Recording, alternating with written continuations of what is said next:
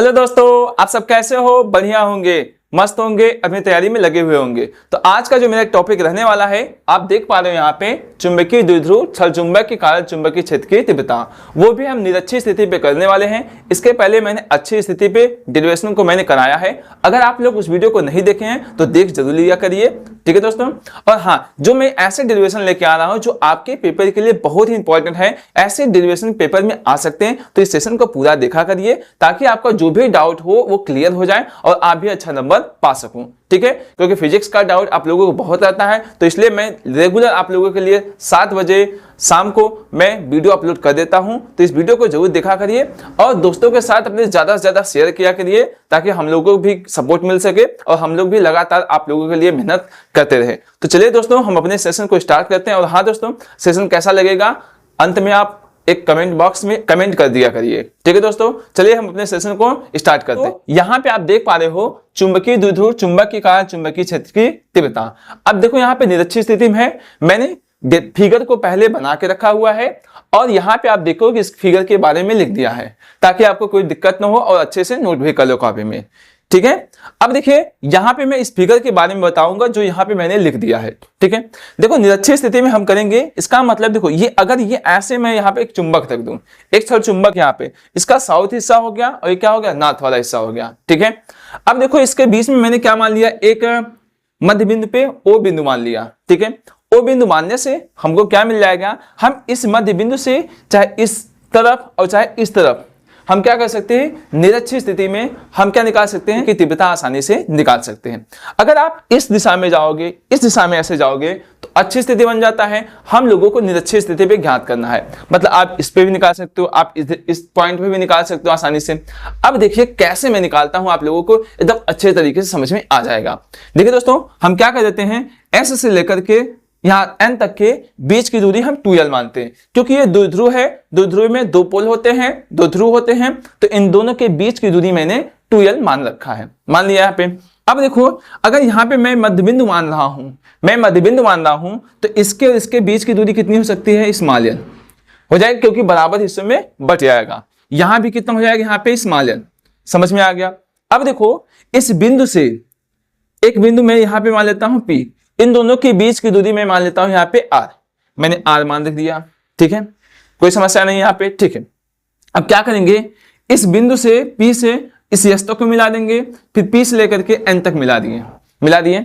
यहां आप देख पाओगे ये दूरी और ये दूरी आपस में बराबर होगी। इसका मतलब आप लिख सकते हो PS बराबर कितना हो जाएगा, PN, जो इनके बीच की जो दूरी आएगी आपस में बराबर होगी, ठीक है। अब ध्यान से देखोगे तो देखो यहां से लेकर के यहां तक दूरी r है और यहां से यहां तक दूरी कितनी है, l है, ठीक है। अब यहां से देखोगे अगर मैं इसके बीच की दूरी निकालना चाहूं, ठीक है, क्यों निकालूंगा यहाँ पे दूरी, क्योंकि एक बार n के कारण बिंदु P पे चुंबकीय क्षेत्र की तीव्रता निकालनी है, एक बार S के कारण बिंदु P पे चुंबकीय क्षेत्र की तीव्रता निकालनी है, इसलिए हम यहाँ पे यहां तक के बीच की दूरी हमको निकालना पड़ेगा। अब देखो कैसे निकाल सकते हैं, देखोगे यहाँ पे ये आपका आधार बन रहा है और ये लंब बन रहा है यहाँ पे, तो यहां से देखो ये कर्ण माने Pn क्या हो जाएगा, आपका कर्ण हो जाएगा। तो कर्ण का मान कैसे निकालते हैं, आप जानते हो पाइथागोरस प्रमेय से। पाइथागोरस प्रमेय का फार्मूला कितना होता है, k स्क्वायर बराबर l square plus a square, यही होता है। k का मान मतलब Pn का मान कितना हो जाएगा, यहाँ पे स्क्वायर कर दोगे, l का मान कितना दिया है r स्क्वायर, और a का मान यहां से तक कितना दिया है, l का स्क्वायर हो गया। अब यहाँ पे Pn का मान निकालोगे तो कलरी में कितना हो जाएगा, r square plus l square आ गया। इसका मतलब आप देख पा रहे हो जो Pn का मान होगा वही PS का भी मान हो जाएगा, यहां भी यही मान हो जाएगा। इसका मतलब r square plus l square, यहां भी कितना हो जाएगा, r square plus l square, कलरी में हो जाएगा, ठीक है। किसी प्रकार की कोई समस्या हो रही है, नहीं होगी, ठीक है। अब देखो अब हमारा फिगर अच्छे से रेडी हो गया, इसके बारे में हमने अच्छे से बना लिया फिगर को, ठीक है। अब देखो क्या देखोगे, n बिंदु के कारण P पे अगर देखोगे तो ये जो इसके कारण जो चुंबकीय क्षेत्र की तीव्रता होगी इधर इस तरफ होगी, मतलब इस तरफ हो जाएगी, ठीक है। अब इसी प्रकार से देखोगे S बिंदु के कारण P पे जब देखोगे चुंबकीय क्षेत्र की तीव्रता वो इधर ही होगी, माने S की तरफ ही होगी, समझ में आ गया, कोई दिक्कत बताओ नहीं। अब फिगर हमारा बन गया, अब अच्छे से इसको क्या करते हैं, हम डेरिवेशन को सॉल्व करते हैं। देखिए जो मैंने आपको बताया है ये सब माना है वही मैं यहाँ पे लिख दिया हूं। ठीक है, इस बिंदु P पे ही चुंबकीय क्षेत्र की तीव्रता निकालनी है। आइए बताते हैं। थोड़ी सी मैं इसके बारे में अच्छे से बता दिया, घबराइएगा मत, वीडियो लंबाई थोड़ी सी हो सकती है लेकिन आपको अच्छे समझ में जरूर आ जाएगा। चलिए बताते हैं। आने वाले हैं N बिंदु के कारण बिंदु P पे चुंबकीय क्षेत्र की तीव्रता। मान लिख देते हैं N के कारण बिंदु P पर चुंबकीय क्षेत्र की तीव्रता।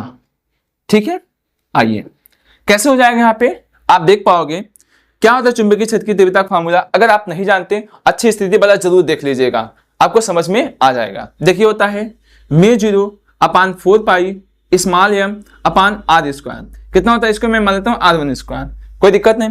देखो m क्या होगा, यहां से यहां तक इसका मास हो सकता है। ठीक है, इसका चुंबक का अपना क्या हो सकता है, मास हो सकता है। ठीक है, अब यहाँ पे मैं मान लेता हूँ यहाँ पे b1।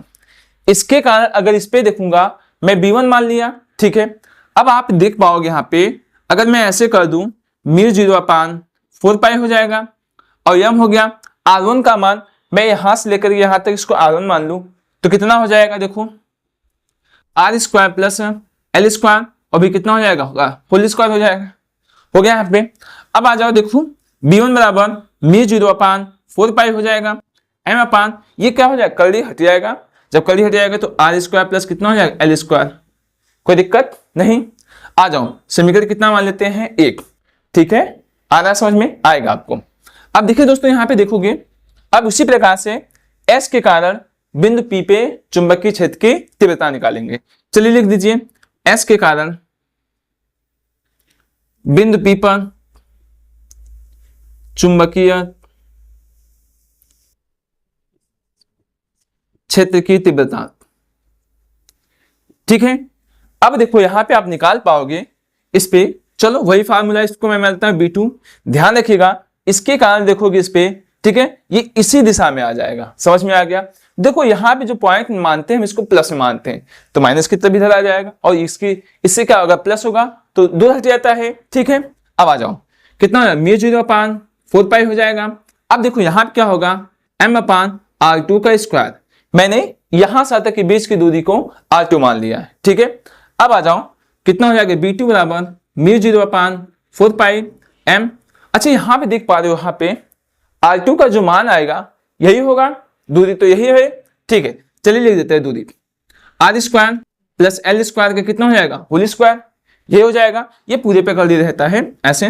b2 बराबर μ0 अपान कितना हो जाएगा, 4 पाई m अपान ये क्या हो जाएगा, कर लिया आपका हट जाएगा वर्गमूल के, r square plus l square. समझ में आ गया। यहाँ समीकरण कितना हो सकता है आपका, 2। तो मैंने 1 और 2 को समीकरण बना लिया। ठीक है, अब देखो यहाँ पे अगर मैं इस पॉइंट को ऐसे सीधा ले जाऊं और यहाँ पे क्या करूं, इसको आगे बढ़ा दूं, अगर इसके साथ थीटा कोण बनाऊंगा तो ये cos थीटा हो जाएगा, माने b1 cos थीटा। और इधर ऊर्ध्वाधर में क्या होता है, sin थीटा, तो कितना होगा b1 sin थीटा। समझ में आ गया। अब क्या निकालते हैं, चलिए निकाल देते हैं।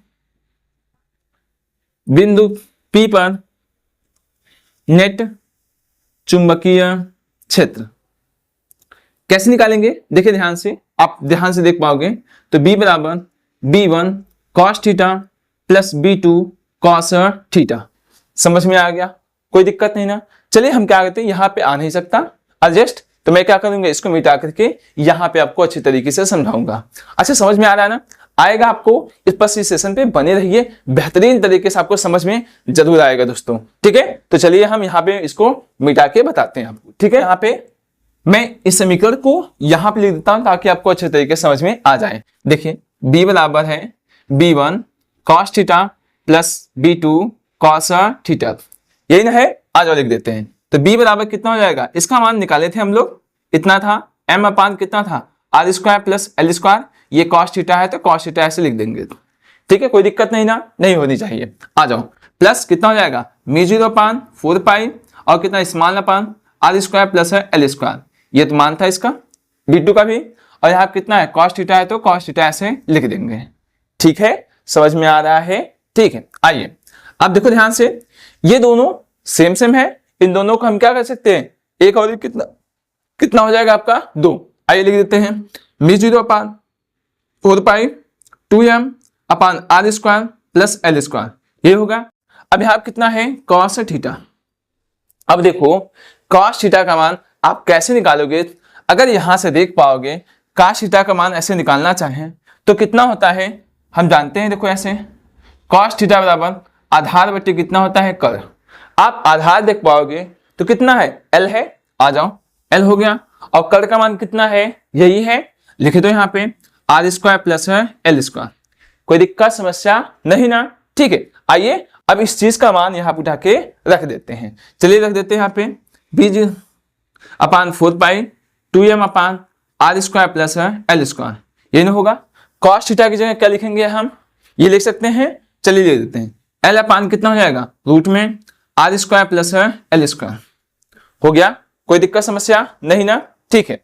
अब आ जाओ b बराबर म्यू 0 अपान कितना हो जाएगा 4 पाई, इन दोनों को कितना है 2ml, ये हो जाएगा यहाँ पे, या तो 2l इंटू एम भी हो सकता है, कोई दिक्कत नहीं। अब देखो यहाँ पे R square plus L square हो गया। इसको आप क्या लिख सकते हो, देखो ऐसे R square plus L square के पावर 1/2 आ गया। देखो जब आधार आधार समान होता है गुणा में घातों को जोड़ देते हैं, ठीक है। अब आ जाओ मैं यहां बता देता हूं आपको, b बराबर म्यू 0 अपान 4 पाई हो गया। अब देखो यहाँ पे चलो पहले मैं इसको ऐसे लिख देता हूं, कोई दिक्कत यहाँ पे नहीं ना। अब यहाँ कितना हो जाएगा देखो 1/2 और यहाँ पे जब जोड़ोगे तो कितना हो जाएगा R square plus L square के पावर कितना हो जाएगा 3/2, ये हो जाएगा आपका, ठीक है। समझ में आ रहा है, ठीक है। अब आ जाओ क्या बराबर म्यू 0 अपान कितना होता है 4 पाई होता है, यही होता है। अब देखो हम चूंकि हमको पता है कैपिटल एम बराबर होता है 2m इंटू एल, यही होता है, ठीक है। तो मैं इसकी जगह कैपिटल एम लिख सकता हूं। आ जाओ यहाँ पे capital M upon R square plus L square के पावर 3/2 हो गया ना, यहाँ पे दिक्कत नहीं ना, ठीक है। अब देखो अगर हम क्या करें एल आर का मान एल से बहुत बड़ा हो, इसका मतलब आर का मान ग्रेटर कितना हो जाए यहाँ पे एल हो जाए, ठीक है।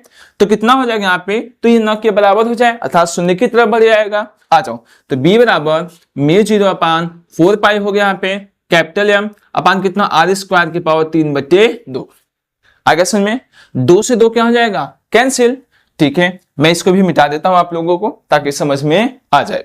फिर यहाँ पे आपको बताएंगे यहाँ पे b बराबर कितना हो जाएगा म्यू 0 अपान 4 पाई कैपिटल एम अपान, देखो क्या बचा 2 से 2 कैंसिल हो गया था तो आर के पावर कितना हो गया 3। देखो आपका फाइनली डेरिवेशन आपको आ गया। जो आपको प्रूव करना था, मतलब बिंदु P पे चुंबकीय क्षेत्र की तीव्रता निकालनी थी निरक्षीय स्थिति पे, मैंने आपको अच्छे तरीके से समझा दिया, एकदम सरल तरीके से बताया ताकि आपको एग्जाम में कोई दिक्कत ना हो।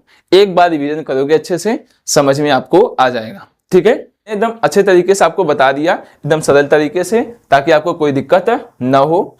और देखो रेगुलर 7 बजे वीडियो में अपलोड कर देता हूं, तो वीडियो को देखा करिए ताकि जो फिजिक्स का डेरिवेशन का जो भी डर है आप में वो खत्म हो जाए और आपको कोई भी दिक्कत ना हो और आप भी बोर्ड एग्जाम में अच्छा नंबर ला सको, ठीक है। अगर हाँ दोस्तों, अगर आप लोगों की वीडियो हमारी अच्छी लग रही है तो अपने दोस्तों के साथ शेयर, एक लाइक और सब्सक्राइब नहीं किए तो सब्सक्राइब जरूर करिए। चलिए दोस्तों हम मिलेंगे फिर नेक्स्ट वीडियो में आप लोगों को, तब तक के लिए आप अपना ध्यान रखिए, मस्त रहिए और पढ़ते रहिए।